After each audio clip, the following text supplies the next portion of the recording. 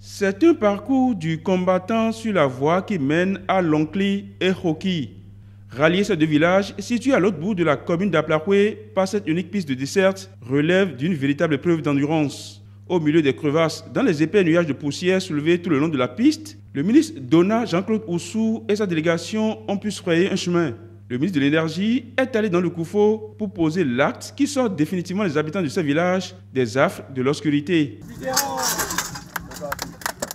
Ici, c'est un sentiment de joie rythmé par des chants et danses qui a ponctué de bout en bout cette opération de mise en service. Avec ce raccordement au réseau électrique, 300 ménages seront impactés à court terme à Lonkli et les montants fixés pour le branchement ont été revus à la baisse. Les travaux réalisés pour ce village de Lonkli se présentent ainsi qu'il suit. Un poste de transformation de 160 kVA a été installé et ce poste peut donc desservir dans les conditions normales 300 ménages, soit environ 1500 habitants. 10 lampadaires ont été également installés à travers le village.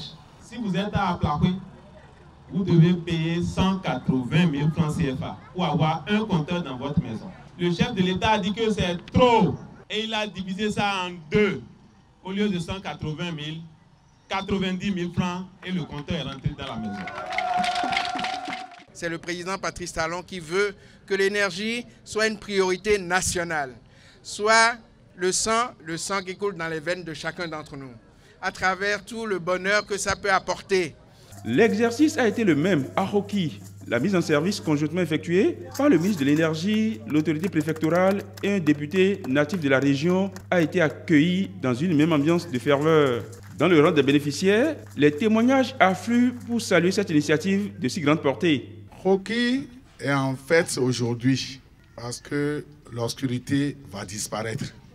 Nous sommes en train, une fois encore, de participer, de prendre part au déroulement du PAG sur le terrain.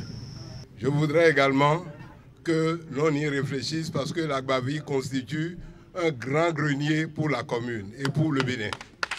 C'est un vieux rêve qui s'est enfin réalisé à Hoki après des décennies d'attente. 200 ménages seront impactés à court terme sur un financement de l'État évalué à environ 100 millions de francs CFA.